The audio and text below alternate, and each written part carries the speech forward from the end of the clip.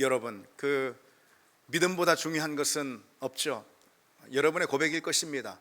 누구도 예외 없이 여기 있는 여러분이라면은 믿음보다 내 삶에서 중요한 것은 없다, 그 고백을 다 가지고 계실 겁니다.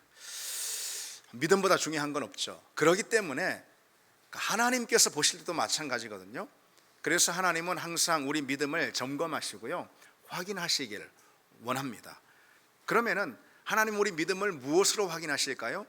바로 순종을 통해서 확인하십니다. 왜냐하면 믿음은 반드시 순종을 동반하고요, 순종은 언제나 믿음을 드러내 보이기 때문에 그렇습니다. 우리 믿음은 우리 삶을 절대 순종의 길로 이끕니다. 그리고 순종은 우리의 믿음이 하나님 보실 때 진짜 믿음이라는 그 사실을 드러낸다라는 그런 말입니다. 그처럼요, 믿음과 순종은 여러분 언제나 한 짝인 거 아십니까? 그렇습니다. 믿음의 짝은 순종, 순종의 짝은 믿음, 언제나 그렇습니다.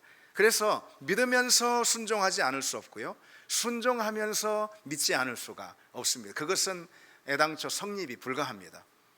주님이 이 말씀을 하시죠. 나더러 주여 주여 하느니마다 천국에 들어갈 것이 아니요 다만 하늘에 계신 내 아버지의 뜻대로 행하는 자라야 천국에 들어간다 말씀하셨습니다. 아멘이죠, 여러분. 그렇습니다. 그러니까 믿는다고 하고 행하지 않는다면, 다시 말해서 이것은 순종이죠. 행하는 것은 순종이라 이 말이죠. 믿는다라 하면서 순종하지 않는다면은 그런 사람을 구원받은 사람이다 라고 이렇게 말할 수가 없습니다. 천국에 들어갈 사람이라 이렇게 말할 수가 없다는 거죠. 그러기에 하나님은요, 우리의 믿음에 대한 확인을 늘 순종을 통해서 하십니다. 믿음의 진실성을 검증하는 가장 중요한 잣대는 다른 게 아니고 순종이기 때문이죠. 따라서 여러분, 우리가 이 사실을 알아야 합니다. 우리의 이 믿음이라는 것은 언제나 순종의 시험대 위에 늘 놓여 있다. 왜? 하나님께 우리 믿음은 그 무엇보다도 중요한 것이고, 우리 믿음을 하나님은 늘 확인하기를 원하시는데 무엇을 통해서? 순종을 통해서 확인하시기를 원한다. 따라서 우리의 믿음은 언제나 순종이라는 시험대 위에 놓여 있습니다. 사울이 이스라엘의 첫 번째 왕이 되었습니다. 여러분 생각해 보십시오. 그 막중한 책임을 맡았어요. 왕이라는 전에 없었던 그 막중한 책임을 맡은 이 사울에게 하나님께서 이제 무엇을 하실까? 그것은 여러분 정해진 바나 다름없습니다. 하나님이 무엇을 하실까요? 그 사울에게 바로 믿음을 확인하실 거예요. 제일 중요한 건 믿음이니까 사울의 믿음을 확인하실 겁니다. 따라서 이제 사울에게 무엇이 주어지겠습니까? 순종이라는 테스트가 주어지겠죠. 아까 말씀드린 대로 믿음은 순종을 통해서 확인이 되니까 하나님이 사울의 믿음을 확인하시기 위해서 그에게 순종의 테스트를 하십니다. 바로 그 내용이 오늘 본문의 내용이라 이렇게 할 수가 있습니다. 그런데 안타깝게도 사울은 순종하지 못합니다. 그래서 하나님을 실망시켜드리고요, 그가 왕이 된 지도 얼마 되지 않았는데 그냥 내리막길로 가는 것을 볼 수가 있습니다. 오늘 본문을 보시면은요, 당시에 이 블레셋의 수비대라고 되어 있는데, 본문에 이 수비대는 사실 전초기지인 거예요. 수비대 하면은 내 진영을 지키는 것 같잖아요. 그게 아니고 전초기지입니다. 전초기지라는 것은 적진 저 깊숙이다가 놓는 그런 초소를 말하는 거거든요. 이 블레셋의 전초기지가 이스라엘 영토 내에 있었던 것이죠. 그러니까 이스라엘이 이때 당시 블레셋의 식민지까지는 아니더라도 그렇게 거의 일부 점령된 그런 상황이었습니다. 그 블레셋의 이 이스라엘 영토 내에 있는 바로 그 수비대를요, 요나단이 칩니다. 게바에 있는 수비대인데 그걸 공격합니다. 그러자 그것을 빌미로 블레셋은 전면전을 준비하죠.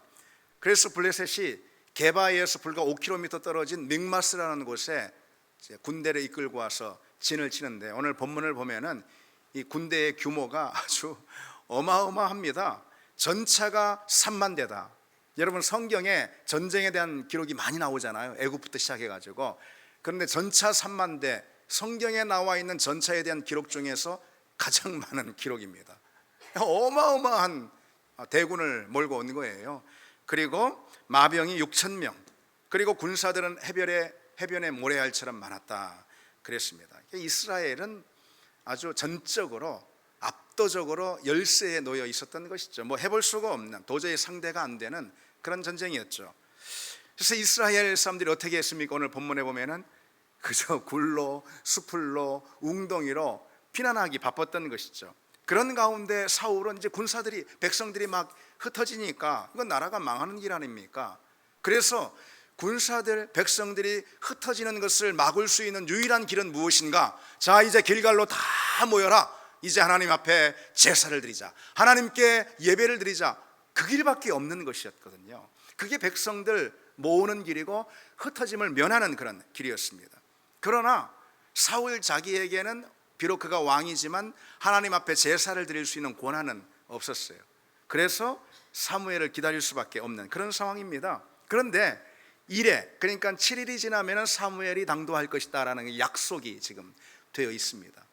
그러나 7일이 다 되었는데도 불구하고 사무엘이 오지 않는 거예요. 결국 사울은 상황이 급박해가지고 기다리지 못하고 자신이 직접 제사를 드려버리는 그런 불순종을 행합니다.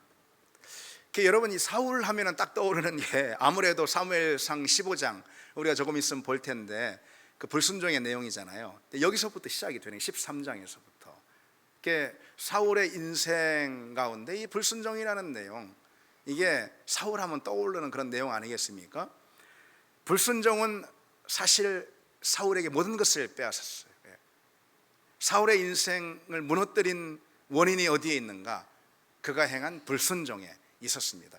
근데 여러분, 우리가 불순종의 내용에 대해서 생각할 때 이 점을 우리가 떠올릴 필요가 있습니다. 사울이 왜 그처럼 불순종했어요? 오늘 본문에도 사울이 왜 이처럼 불순종을 했을까요? 그것은 누가 봐도 압니다. 위기에서 벗어나려고 사울이 불순종한 거잖아요. 기회를 놓치지 않으려고 불순종을 한 것입니다. 가진 것을 빼앗기거나 아니면 잃지 않기 위해서 사울이 택한 것이 바로 불순종 아닙니까? 그러나 그렇게 해서 그가 행한 그 불순종으로 인해 결국은 사울은 모든 것을 다 빼앗기고 말았다 이 말이죠. 사무엘이 나중에 와서 이렇게 말합니다. 여호와께서 왕에게 명령하신 바를 왕이 지키지 아니하였으므로 그의 마음에 맞는 다른 사람을 구하여 그를 그 백성의 지도자로 삼으실 거다. 사울은 왕위를 빼앗기게 될 것입니다. 물론 그가 왕위에서 물러나는 것은 아니에요. 그의 왕조가 그에까지만 이제 있고 그냥 거기서 끝나는 것이죠. 어쨌든 사울은 그가 붙들고자 했던 것, 잃지 않길 원했던 것, 그런 것을 다 빼앗기고 잃어버리게 됩니다. 바로 이 불순종 때문에요. 근데 여러분, 우리도 마찬가지입니다. 우리가 불순종하는 경우를 한번 떠올려 보십시오. 언제 우리가 순종하지 않고 언제 우리가 말씀대로 살지 않는가? 그것은 순종하면 잃을 것 같으니까 그런 거잖아요. 그렇죠, 여러분? 순종하면은 내가 손해날 것 같으니까, 말씀대로 살면은 내가 기회를 놓칠 것 같고 내가 빼앗길 것 같으니까, 내 이익을 놓칠 것 같으니까, 그러니까 말씀대로 살지 못하는 것이고, 그러니까 불순종하는 거 아니겠습니까? 그런 거예요. 그러나 여러분, 우리가 기억하기를 원합니다. 오늘 본문을 통해서 불순종하면은 실은 내가 지키려고 했던 모든 것도 다 빼앗긴다. 불순종은 우리 인생을 무너뜨리는 가장 큰 적이라는 것이죠. 그리고 여러분, 실은 창세기 3장 보면 알 수가 있습니다. 타락하는 그 첫 장이잖아요. 바로 아담의 함정이다라고 이렇게 부를 수가 있는 거예요. 여러분, 아담은 불순종해서 에덴을 잃었잖아요. 쫓겨났잖아요. 근데 아담이 왜 불순종했는가? 에덴을 잃어버리려고? 천만에 그렇지 않죠. 아담은 좀 더 좋은 것을 가져보려고, 더 많이 가져보려고. 뱀이 아담을 속이잖아요. 유혹하잖아요. 너는 하나님처럼 될 거야, 먹어봐, 그러지 않습니까? 그래서 아담은 더 좋은 걸 좀 얻어보려고, 더 많이 가져보려고 불순종하지 않습니까? 그러나 사실 그는 그 불순종으로 모든 것, 다시 말해서 에덴을 잃어버리고 맙니다. 그게 아담의 함정, 곧 불순종입니다. 내 인생에서 사실 모든 것을 내가 얻고 더 풍족히 누리고 내 인생의 모든 것을 더 할 수 있는 길은 사실 순종인 것입니다. 아멘. 순종입니다. 사무엘이 이렇게 말하죠. 그 사울에게 그리하였더라면, 순종했더라면, 이런 거죠. 여호와께서 이스라엘 위에 왕의 나라를 영원히 세우셨 것이거늘 그랬습니다. 순종하면은 하나님의 약속도 은혜도 선물도 우리가 누립니다. 그러나 여러분, 우리는 불순종하는 경우가 너무 많죠. 거꾸로인 줄 알고. 여러분, 우리가 잘 분별하길 원합니다. 잘 분별하기를 원합니다. 불순종하면은 그 불순종으로 지켜내려 했던 그 무엇인가를 우리는 결국은 다 잃게 됩니다. 순종하는 길이 우리가 모든 것을 지키는 길이고 더 얻는 길입니다. 순종이 최선입니다. 순종이 최선입니다. 불행히도 오늘 사울은 그렇게 하지 못했죠. 그러면 사울이 이렇게 순종하지 못한 이유는 어디에 있을까? 사울에게 있어서 이 순종을 가로막는 장애는 무엇일까? 오늘 이제 그 점에 대해서 말씀을 좀 살펴보면서 나누려고 합니다. 자, 순종을 가로막는 장애, 우리가 몇 가지 생각해 볼 건데, 첫 번째로요, 어쩔 수 없다라는 변명입니다. 우리가 이것은 딱 그냥 마음에 와 닿죠. 어쩔 수 없다라는 변명, 이것이 순종을 가로막는 첫 번째 장애입니다. 사울이 사무엘이 도착하기 전에 자기 권한도 아닌 제사를, 번제를 하나님께 드리죠. 그러자 사무엘이 막 도착해서 그런 사울을 책망합니다. 그러자 사울이 하는 사울의 말이 뭐죠? 백성들은 지금 다 흩어지고 당신은 오실 기한이 됐는데도 오지 않자 부득이하여, 그렇지, 오늘 본문에 부득이하여 번제를 드렸나이다. 부득이하여. 그러나 실은 그것은 변명이고 핑계일 뿐이라는 겁니다. 핑계 없는 무덤 없다, 그런 말 있잖아요. 아무리 큰 잘못을 해도 나름대로 자기의 변이 다 있다라는 거예요. 아무리 큰 잘못을 해도. 요즘 막 서울 같은데 또 다른 데도 그런 것 같아요. 묻지마 막 살인 같은 거 막 있잖아요. 무서워서 다니겠습니까? 그런데 정신의학자들이나 이런 성당가들이 그런 사람들 정신을 이렇게 분석하고 이렇게 하면서 쓴 칼럼을 보니까 나름대로 그들에게도 다 이유가 있다라는 거예요. 이유가 있다고 하니까 또 더 무서워요. 그렇게 끔찍한 일을 저지르는 사람들도 나름대로 다 변이 있다라는 것입니다. 불순종도 역시 마찬가지. 우리가 행하는 불순종, 나름의 이유가 다 있습니다. 그리고는 하는 말이 뭐예요? 불순종하고 나름의 다 이유가 있으니까 하는 말이 뭐예요? 부득이하여. 오늘 사울의 이 말입니다. 어쩔 수 없어, 그 말이죠. 그런데 여러분, 이걸 기억하셔야 합니다. 우리 입에 부득이하여, 어쩔 수 없어 이 말이 자꾸 붙으면은요, 그것은 우리 믿음이 위험에 처한 것이, 우리 믿음에 빨간등이 들어온 것입니다. 부득이하여, 부득이하여 기도하지 못했다고, 부득이하여 순종하지 못했다고, 부득이하여 내가 그것을 해야 했는데 어쩔 수 없어 하지 못했다고, 부득이하여가 우리 입에 붙어있는 한 우리는 우리 믿음을 당장 점검해야 합니다. 우리는 어떻습니까? 신앙생활의 자리에서 특별히 그런 말들이 자주 언급되진 않는가? 부득이하여. 가만 보면은 여러분, 우리에게는 어쩔 수 없는 상황이 늘 있는 것 같아요. 부득이해서 말씀대로 살지 못하고 순종하지 못한 그런 상황들이 우리에게는 언제나 있다, 이 말이죠. 그렇기 때문에 우리는 스스로 그렇게 생각합니다. 내가 불순종한 것이 아니고 부득이한 상황 때문에 그런 거라고, 상황이 부득이해서 어쩔 수 없어서 그런 거라고 그렇게 자위하는 것이죠. 부득이하여. 그래서 내가 순종한 것이 아니라는 거예요. 불순종한 것이 아니라는 거예요. 그런 식으로 자기 자신을 위로합니다. 그리고 불순종을 정당화합니다. 근데 여러분, 정말 그럴까요? 상황이 문제일까요? 여러분, 한번 생각해 보십시오. 정말 상황이 문제일까?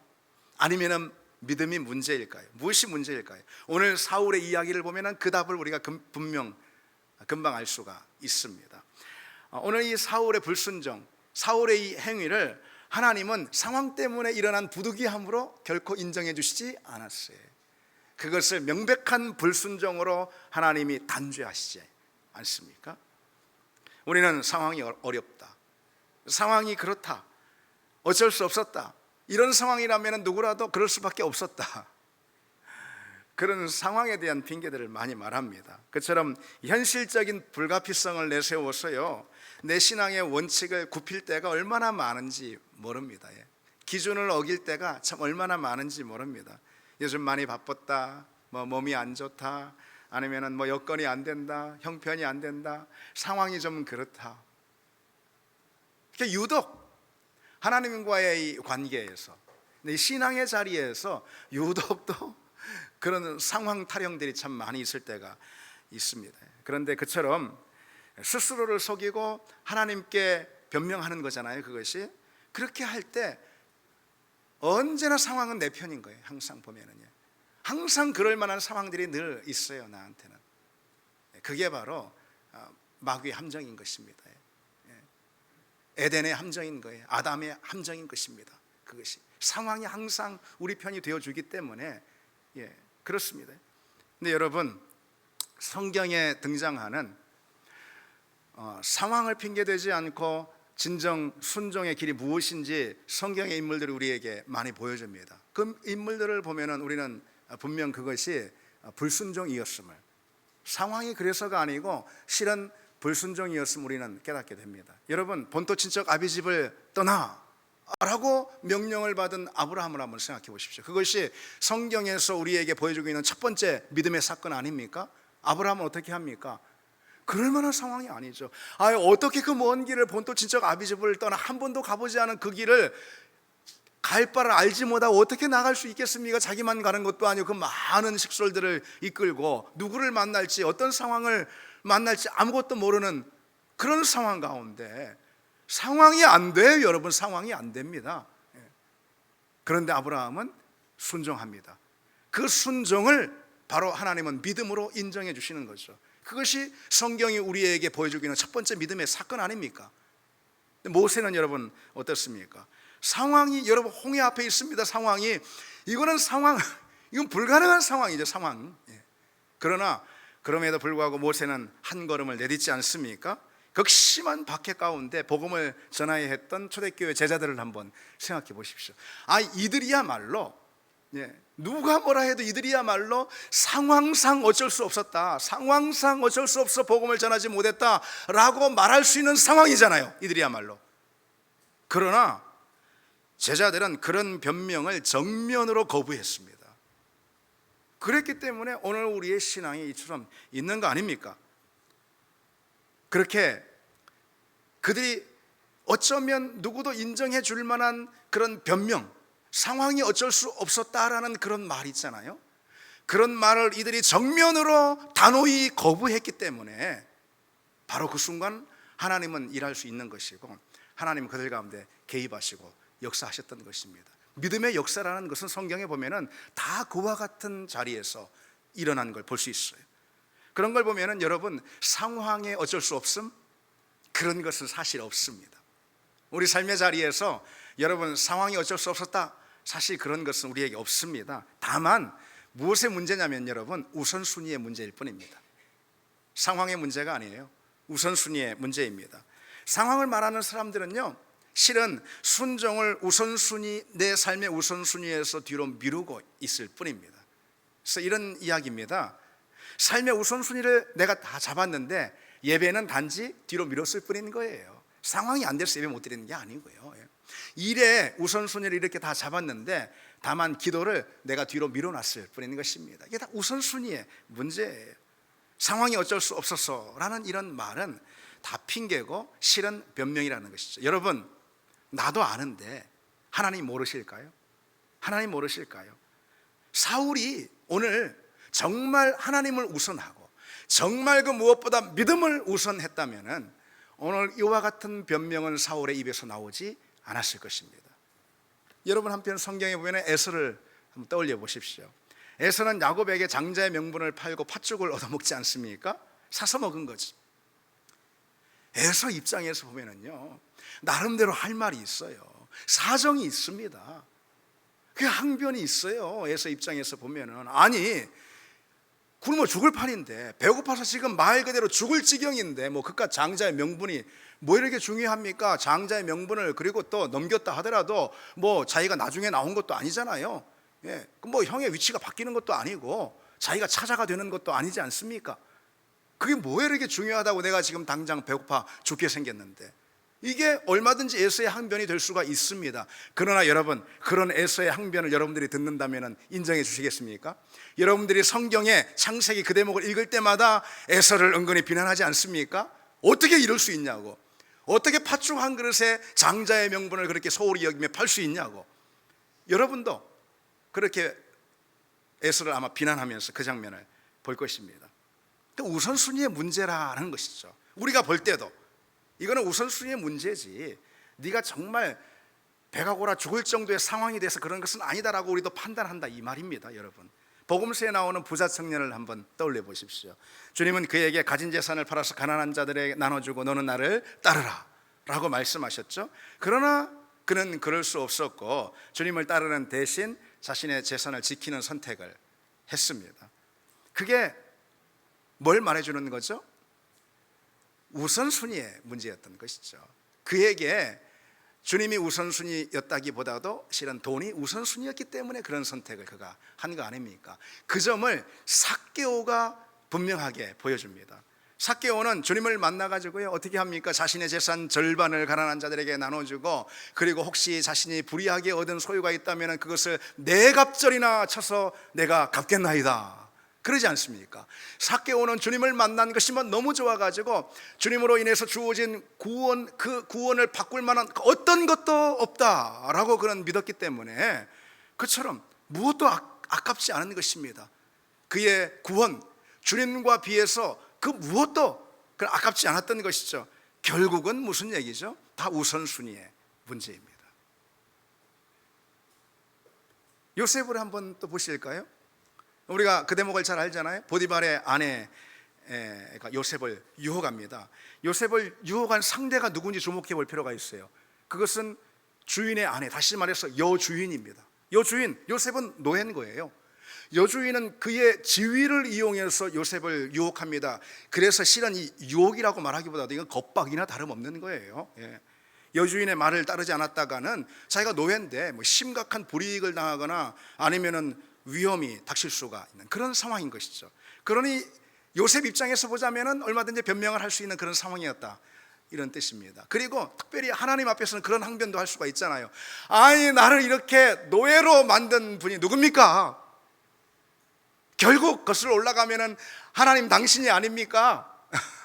요셉 입장에서는 그런 말도 할 수 있는 거잖아요. 내가 노예인데 저 여주인이 나를 유혹, 다시 말해서 겁박하고 있는 이 상황에서 내가 어쩔 도리가 있겠습니까? 라고 하면서 못 이기는 채 유혹에 넘어갈 수가 있다, 이 말이죠. 상황 탓을 얼마든지 할 수 있는 사람, 요셉이었습니다.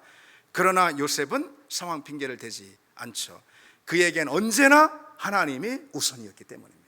믿음이 우선이었기 때문이죠. 그래서 여러분, 결국은 다 우선순위의 문제입니다.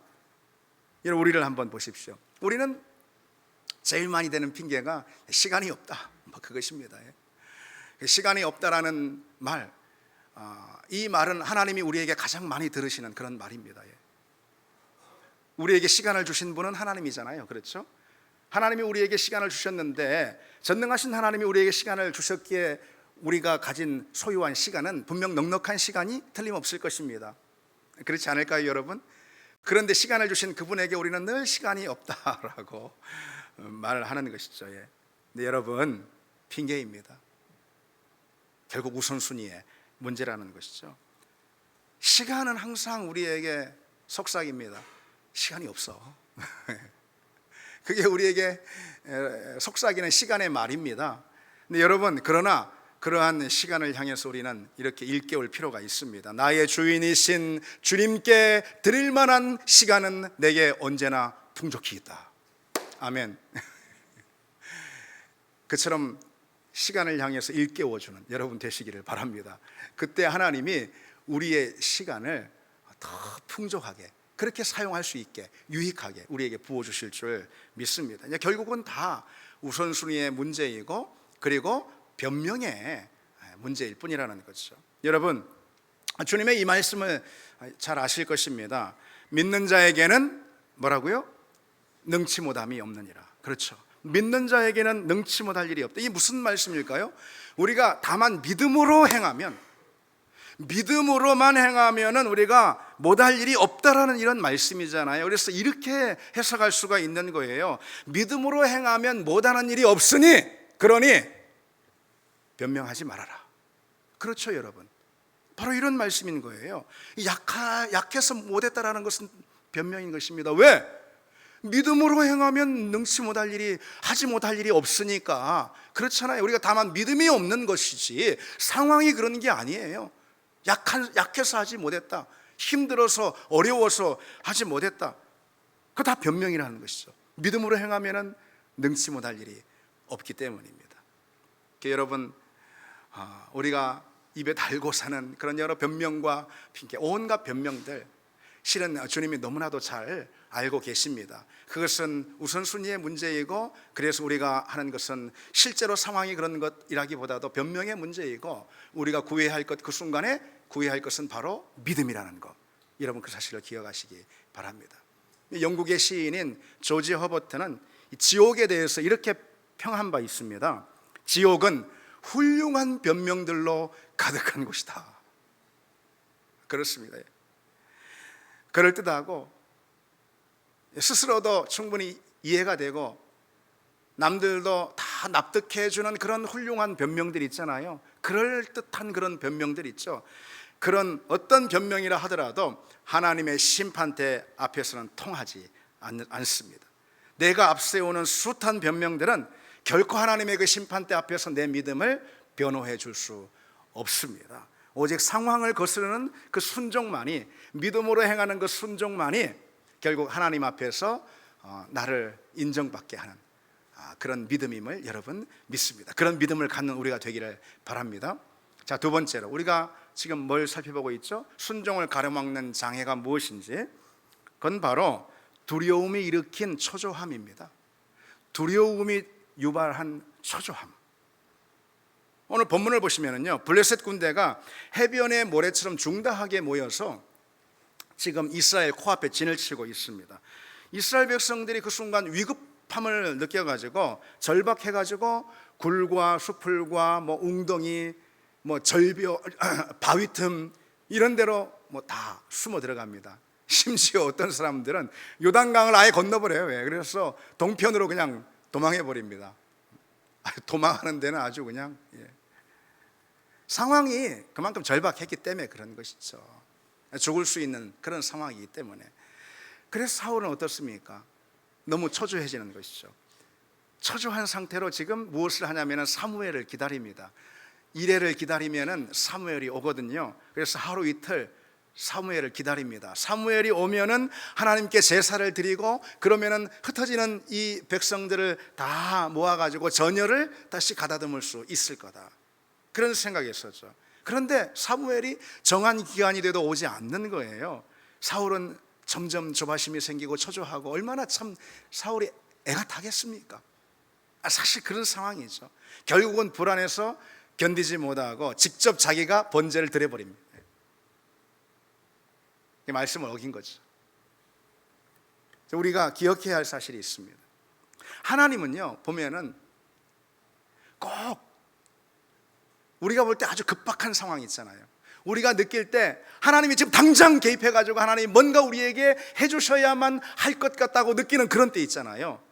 그런 상황에서 애꿎게 우리 믿음을 시험하실 때가 많이 있습니다. 실은 그것은 애꿎은 건 아닌데, 우리 믿음은 그런 때에 시험을 받거든요. 정말 절박한 상황, 하나님이 당장 개입하셔야만 할 거라고 느껴지는 그런 상황 가운데 우리 믿음을 시험하시는데, 여러분 그 시험은 어떤 시험일까요? 어떤 시험일까요? 두려움과 초조함 때문에 내가 스스로 내 문제에 개입해 버려서 내 힘을 쓰는지에 관한 시험입니다. 하나님 우리 믿음을 급박한 상황, 절박한 그런 시간에 시험하시는데, 어떤 시험이냐면 그 시험이라는 것은 두려움과 초조함 때문에 내가 스스로 문제에 개입해서 내 힘을 써버리는 지에 관한 그런 시험입니다. 여러분 무슨 이야기인지 이해하셨죠? 근데 안타깝게도 사울은 초조한 나머지 기다리지 못하고 스스로 자기 문제에 개입해 버립니다. 하나님이 하셔야 되는데. 사실 사울 입장도 좀 이해가 되는 면도 없지 않아 있어요. 지금 이레를 기다렸잖아요. 사울이 이레 동안 기다리라 해서 이레를 기다립니다. 근데 사울이 지금 반나절, 아니 그보다 조금만 더 기다렸어도 지금 이런 불순종은 사울이 하지 않을 수가 있었어요. 오늘 본문에 보면은 사울이 이래 동안 기다리다 사무엘이 오지 않는 것을 알고 보고 어떻게 하죠? 번제를 드리는데 번제를 드리길 마치자 사무엘이 옵니다. 아이고, 이거 참 무슨 상황입니까?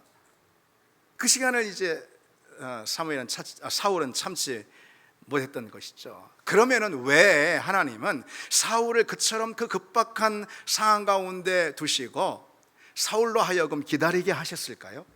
왜 기다리게 하셨을까요? 그 믿음을 시험하기 위해서인 거죠. 그렇습니다. 믿음은 그런 가운데 시험을 받고 그런 가운데 믿음은 증명이 되기 때문입니다. 하나님은 우리가 기다릴 수 있는지, 초조함과 답답함을 견디고 하나님 앞에 가만히 머물러 있을 수 있는지 하나님은 그것을 확인하십니다. 그게 바로 믿음이기 때문입니다. 여러분, 우리에게 그와 같은 상황들이 참 많이 있습니다. 우리에게 뭔가를 해라 라는 명령과 함께 우리 믿음을 시험하시는 경우도 있지만은 그 자리에 가만히 있어라, 아무것도 하지 말고 기다려라 라는 명령과 함께 우리의 믿음을 시험하시는 때가 사실은 더 많을 수가 있습니다. 오늘 사울을 한번 보십시오. 그리고 또 우리를 한번 보십시오. 내가 뭐라도 하지 않는 거 있잖아요. 우리는 그런 상황을 굉장히 견디기 힘들어합니다. 아주 불안해합니다. 문제 해결을 위해서 직접 뛰어들어서 내가 뭐라도 해야 직성이 풀리는 그런 시대에 우리는 살고 있거든요. 사울에게 요청된 믿음이 무엇인지, 아까도 말씀드렸듯이 사울에게 요청된, 적어도 오늘 본문에서 하나님이 요청하시는 믿음이 무엇입니까?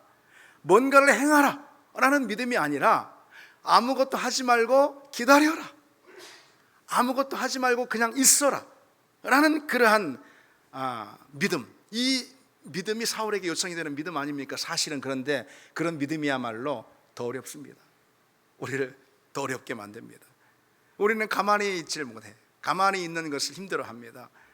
그러나 여러분, 이 사실을 알아야 합니다. 우리가 진정 하나님의 주권과 섭리를 믿는 사람이라면 내가 당장 지금 뛰어들어 개입해야 되는 그런 상황인 것 같을 때라도 우리는 안달하지 않고 하나님의 손길을 기다릴 수 있을 것입니다. 우리가 진정 하나님의 주권과 섭리를 믿는 사람이라면 바로 그렇다라는 것이죠. 여러분, 그 축구 이야기를 하면 축구에서요, 그 킥이라고 있어요. 파넨카킥. 오늘 보니까 손흥민이 소식 하나 전해드리면은 한 경기에서 골을 3개 넣었더라고요. 그걸 가리켜서 이제 헤드트릭이라고 그러잖아요. 뭐 별로 저는 그걸 보고 오늘 주일이 왜 이렇게 또 막 들뜨는지 하여튼 그 파넨카킥이라고 있어요. 축구에서. 이게 뭐냐면은 페널티킥 상황에서요, 이 키커가 이제 페널티킥을 차는데 그저 가볍게 살짝 이렇게 칩삽처럼 차가지고서 무릎 위 정도로 이렇게 해서 정중앙으로 살짝 집어넣는 그런 걸 말합니다. 그런데 의외로 이런 것이 골로 잘 들어간다 이 말이죠. 골키퍼 입장에서 보면은 그런 공이야말로 자기 정중앙에 오는 거니까 그냥 가만히 있어가지고 그냥 탁 안으면 되는 거예요. 그런데 이 파넨카킥, 이게 아주 멋진 골로 이렇게 나오는 그런 경우가 굉장히 많습니다. 왜 이런 경우들이 생길까요? 왜 그러냐면은 골키퍼가, 여러분도 왜 페널티킥 찰 때 이래 보시면은 무조건 뭐 왼쪽으로 넘어지든지 오른쪽으로 넘어지든지 방향을 그렇게 이제 골키퍼가 잡기 때문에 그런 상황들이 생기는 것입니다. 그걸 가리켜서 골키퍼의 행동 편향이다, 그렇게 이제 말합니다. 이 페널티킥 상황 가운데서 키커의 행동, 그리고 또 골키퍼의 반응, 이것을 연구한 사람이 있는데요, 바로 바엘리라는 그런 학자입니다. 근데 가만 관찰을 이렇게 해보니까 이 키커 중에 3분의 1은 왼쪽으로 차고 3분의 1은 오른쪽으로 차고 그리고 3분의 1은 중앙으로 차더라는 것이에요. 관찰한 바. 그러면 이제 골키퍼는 어떻게 하느냐, 골키퍼의 반응을 관찰해 보니까 그건 둘로 나뉩니다. 하나는 왼쪽으로 넘어지면서 잡으려고 하고 하나는 오른쪽으로 방향을 잡고, 이제 이렇게 한다라는 거예요. 중앙에 가만히 서 있는 골키퍼는 어느 누구도 없다라는 것을 관찰하게 됐습니다. 물론 여러분, 골키퍼도 알아요. 뭐 이 축구가 그냥 몸으로만 하는 게 아니에요. 머리 싸움 아니겠어요? 특히 페널티킥 상황에서 골키퍼도 알아요. 중앙으로 오는 것이 3분의 1은 된다라는 거. 그래서 내가 가만히 있을 때 그게 35% 이 정도 30% 확률은 된다라는 걸 압니다. 그럼에도 불구하고 가만히 있는 골키퍼는 하나도 없어요. 그냥 무조건 차기도 전에 그냥 막 왼쪽으로 넘어지고 뭐 오른쪽으로 방향을 잡고 그런 경우가 많지 않습니까? 왜 그럴까요, 여러분? 골키퍼 입장에서 왜 그럴까요? 가만히 있는 것보다도요, 어느 한쪽으로 몸을 날리는 것이 심리적으로 훨씬 더 불편하지 않고 편하기 때문이라 그럽니다. 이러면 생각해 보십시오. 가만히 있다가 왼쪽으로 훅 골이 들어가 버린다면은 그거는 이제 골키퍼 입장에서 용납할 수가 없는 거예요. 너무 멍청하게 당하는 그런 일 같은 거예요. 그래서 방향을 잘못 잡아서 오른쪽으로 들어오는데 왼쪽으로 자기가 넘어졌다 하더라도 그건 자기는 난 이제 뭔가 했어 이렇게 자유할 수가 있는 것입니다. 그런데 그냥 중간에 가만히 있다가 그냥 멍청하게 당하는 것 같은 그런 상황은 피하고 싶은 것이죠. 그것이 바로 골키퍼의 심리입니다. 그런데 여러분, 이런 것이 우리 삶의 자리에도 많이 나타납니다. 우리는 가만히 있는 것을 못합니다. 가만히 있는 그 자체가 너무 불안해. 초조해서 견딜 수가 없습니다. 답답합니다. 그러나 여러분, 우리가 이 사실을 알아야 합니다. 때로는 종종 가만히 기다리는 태도, 그것이야말로 가장 중요한 믿음의 태도일 수가 있습니다. 홍해 앞에서, 특히 위기 앞에서 그렇습니다. 홍해 앞에선 이스라엘 백성들을 향해서 모세가 뭐라고 그러죠? 여호와께서 너희를 위해 싸우시리니 너희는 가만히 있으라 그랬습니다. 너희는 가만히 있으라. 여호와께서 너희를 위해 싸우시리니 너희는 홍해 물을 퍼라, 배를 만들라 그러지 않았습니다. 너희는 가만히 있으라. 특히 다급한 마음이 생길 때, 초조할 때, 그리고 내가 위급한 상황이라고 하나님이 당장 개입하셔야만 한다라고 느껴지는 그런 때에 특히 하나님께서 우리에게 요구하시는 믿음이 바로 이 가만히 있는 그런 믿음입니다.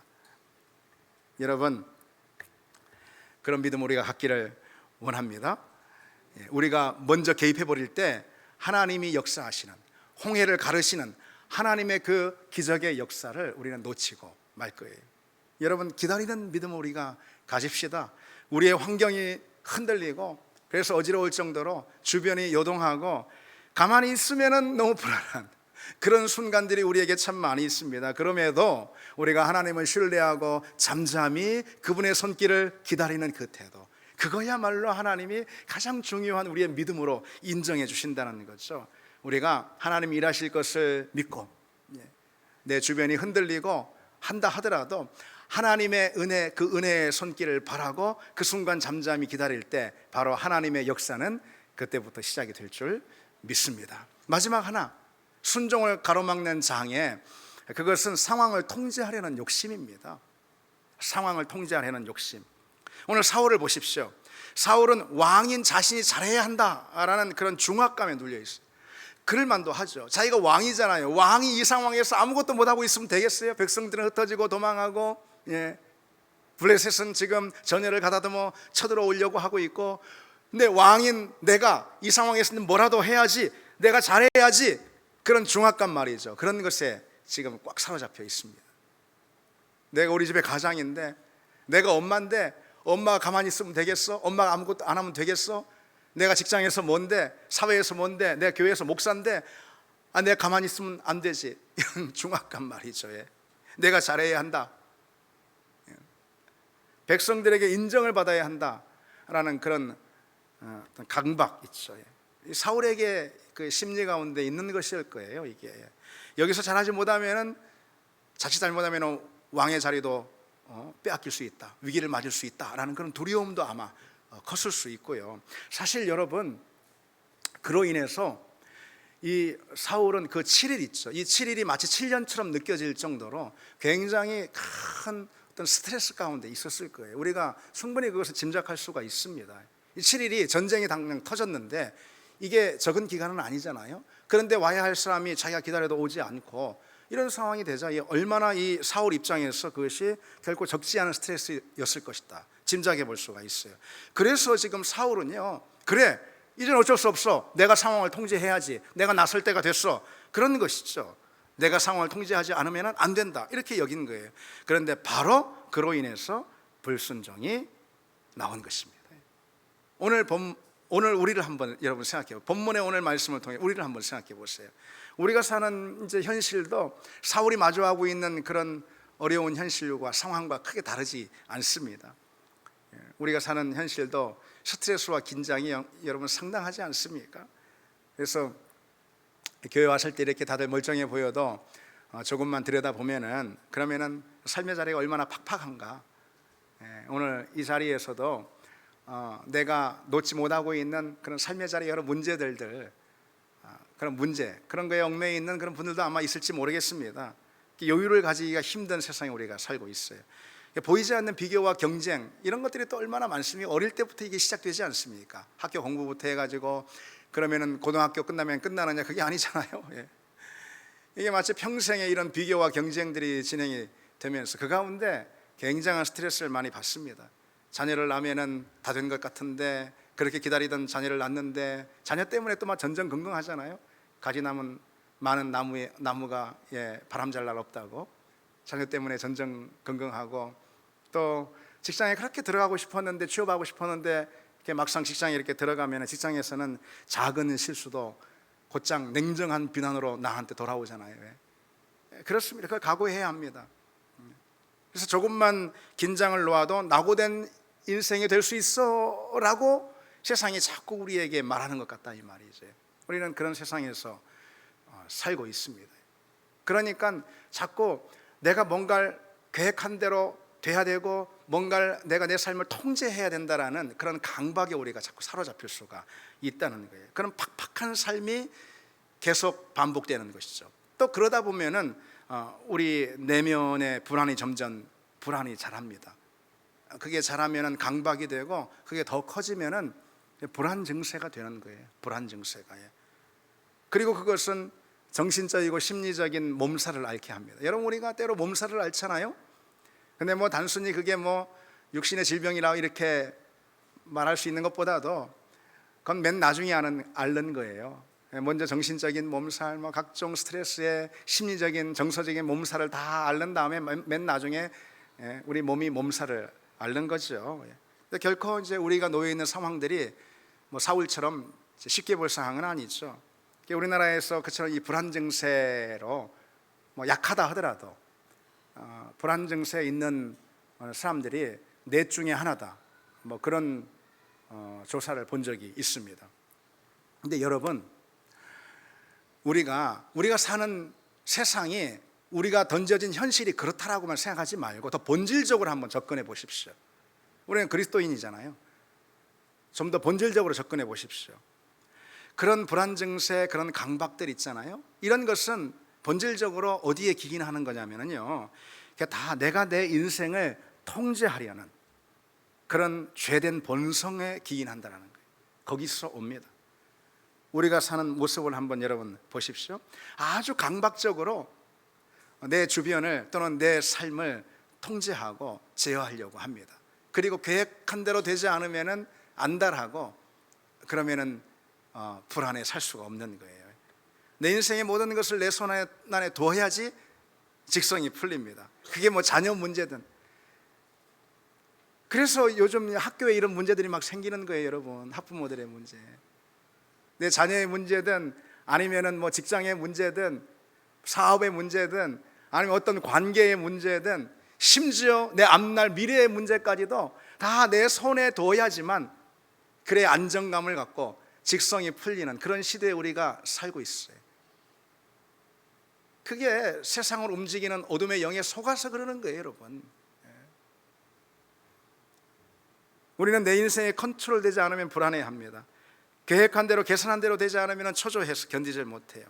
내 인생을 내 손 안에 딱 쥐고 있어야 안정감이 듭니다. 심지어 기도의 목적도 그런 경우인 경우가 많아요. 내가 바라는 대로, 내가 정한 대로 되게 해달라, 이런 것이죠. 내 인생이 내가 계산한 그 범주 안에 있게 해달라고 그렇게 기도하는 경우가 우리에게 자주 있습니다. 그것은 그러나 여러분, 기도도 아니고 믿음도 아니지 않습니까? 사울은 자신이 왕이니까 자신이 상황을 통제하고 자신이 통제하는 그 통제 가운데 상황이 놓여 있어야 한다라고 그렇게 여겼습니다. 그래서 자꾸 자기가 힘쓰려고 하는 것이죠. 자기가 개입하려고 하는 거고, 그게 바로 사울에게 불순종을 가져오게 했습니다. 여러분 기억하시기 원합니다. 내 힘을 빼는 게 중요합니다. 힘을 써라 하면 이게 더 쉬워요. 하던 대로 하면 되니까. 근데 힘을 빼라, 힘을 뺀다라는 것은 하나님만 바라보는 것입니다. 힘을 뺀다라는 것은 하나님께 맡기는 거예요. 그리고 그것의 가장 분명한 실체는 무엇을 통해 나타나냐면 여러분, 기도를 통해서 나타납니다. 기도를 통해. 여러분, 왜 우리가 기도를 할 때 눈을 감잖아요. 성경에 눈을 감고 해라는 거 없는데 왜 우리가 눈을 감느냐? 그건 하나님 한 분께만 집중한다라는 거거든요.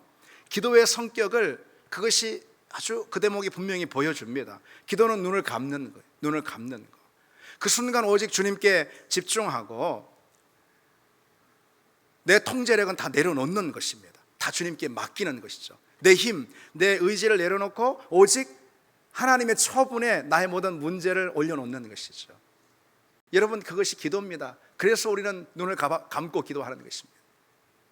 여러분, 내 삶 가운데 있는 모든 문제들이 있잖아요. 내 내면에 있는 문제부터 시작해서 모든 문제는요, 우리가 막 눈을 부릅뜨고 내 눈의 의지에서 살려고 할 때 더 커지는 법이에요. 그런 문제들은 내 눈을 다만 감고 주님께 의지해서 주님이 이끄시는 길로 갈 때 내 문제는 해결되고 내 인생에 비로소 소망의 빛이 비추는 줄 믿습니다. 이제 말씀 맺겠습니다. 오늘 그 순종을 가로막는 장애가 뭔지 좀 생각해 봤습니다. 온갖 변명들, 두려움이 만들어내는 초조함, 그리고 상황을 통제하려는 욕심, 이런 것을 내려놓고 우리가 순종할 수 있는 그런 우리가 되기를 바랍니다. 그리고 특별히 우리에게 이런 좀 고백이 있어야 합니다. 내가 하나님께 순종하는 이상 내 삶은 결코 망하지 않습니다. 이 고백이 있을 때, 이 신뢰가 있을 때 우리는 어떤 상황에서든 하나님께 맡기고 순종할 수가 있습니다. 우리 같이 찬양 드리겠습니다.